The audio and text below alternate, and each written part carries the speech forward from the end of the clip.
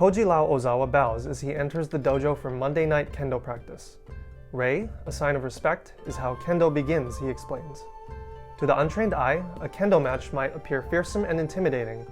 Screaming fighters race toward their opponents with bamboo swords, or shinai slashing through the air. But Lau-Ozawa, head instructor of San Francisco Kendo Dojo, would disagree. Sure. So Kendo, it looks really fast-paced. It looks really dynamic. There's a lot of striking, and as you say, you see the shinai or the swords that we use, these wooden sticks flying everywhere, or sometimes it looks like they're just tapping against each other. And there's a lot going on there that's underneath the surface. But when you start in Kendo, it's really very a long and simple process in the beginning. When we start with Kendo, we start with our footwork. And you think, I'm going to start Kendo, I'm going to swing a sword, it's going to be awesome, which there's an aspect to that, but for the first month to 2 months, you're really doing footwork. Because you can't move the rest of your body if you can't move your feet, if you can't move your foundation. And so a lot of people, I think Kendo is going to look a certain way. They've seen The Last Samurai, or they've seen Star Wars, and they know that Star Wars influenced how Kendo influenced how lightsabers developed in Star Wars. And they think it's going to be this sort of samurai action film, the Chambara films, or Kurosawa. But there's a lot of really traditional technique behind it, and a lot of long learning curve. And so it takes a long time to get those basics underneath you before you can start building upon those to do some of the more advanced and dynamic techniques. It's not all just about swinging. It's again more about that person-to-person contact and being able to understand how your own body is moving, and then being able to understand how your opponent is moving.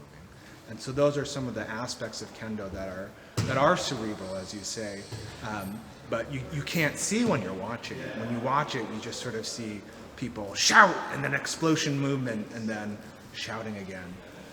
And so there's a lot going on beneath the surface there. Kendo translates literally to the way of the sword. Its basic rules are fairly simple. You can strike just 5 places on your opponent: the head, the wrists, the throat, and the waist. In most matches, the first to get 2 hits wins. While Kendo may call to mind the lightsaber battles or The Last Samurai, Lau-Ozawa says the sport is more akin to a chess match, but with a quicker pace. While you're pushing yourself physically, there's also a mental battle going on as you try to stay one step ahead of your opponent. It's supposed to be a way to develop the self through the techniques of swordsmanship. So we learn about how to fence, how to spar in Kendo, a variety of techniques, but really part of the journey and path of Kendo is about developing the self and developing your mind and your body and your spirit through the practice. So it's a long journey of self-development and introspective. Kendo's fairly simple. There's only 5 targets. You can strike the head, the wrists, the throat, or the waist.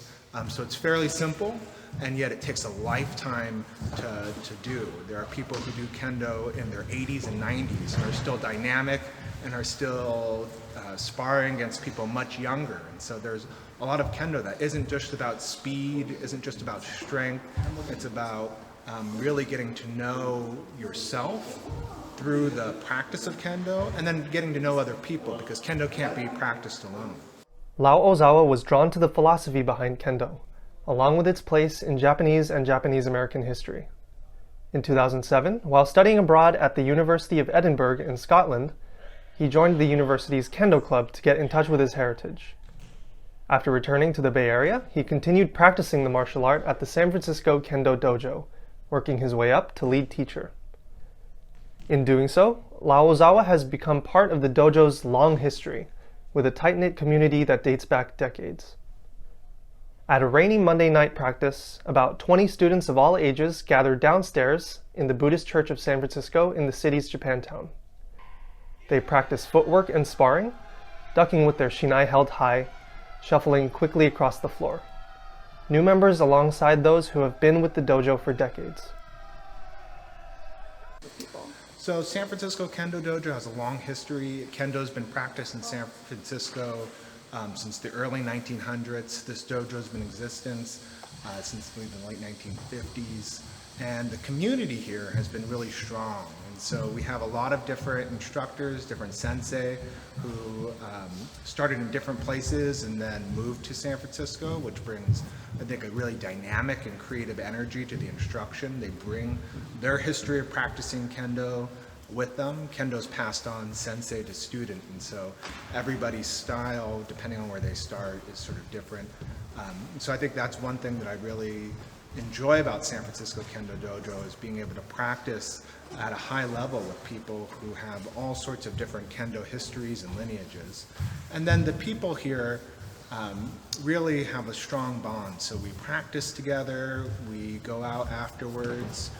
We're just really supported by our friends at the Concord Church here in San Francisco. We hang out in their social hall and we have a great relationship with them. And through that, we've been able to really build a strong and close-knit community in that we celebrate together, we practice together, our defeats in tournaments feel less stinging because we do it together. And all those aspects, I think, really create a strong bond that I really value about San Francisco Kendo Dojo and the people that are here. This sense of community is a big part of what keeps Lau-Ozawa energized about his Kendo journey. After 16 years of training, which he is quick to say is not actually very long, Lau-Ozawa has reached the 4th of 8 Dan levels, which he likens to levels of black belt in karate. Moving up higher in the ranks is challenging, and he doubts he'll ever make it to level 8. But he's eager to keep growing his skills alongside his students and peers.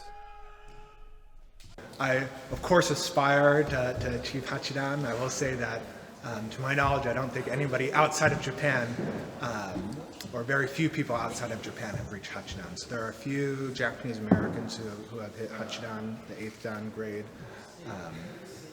But generally speaking, outside of Japan, it's very hard to get that. I think it has a pass rate of less than 1% each year.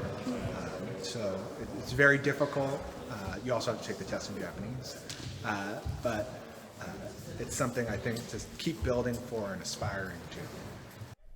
This sense of connection and mutual respect is palpable among the dojo members throughout their training session as they partner to sharpen their skills and hone their techniques.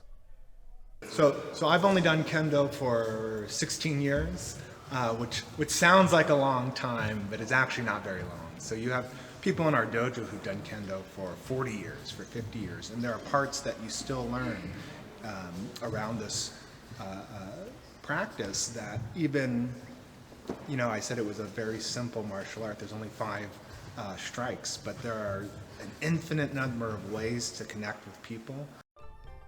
To learn more about the San Francisco Kendo Dojo, visit sanfranciscokendo.org. Practices are held Monday and Thursday evenings in San Francisco, Japantown, and beginners are welcome.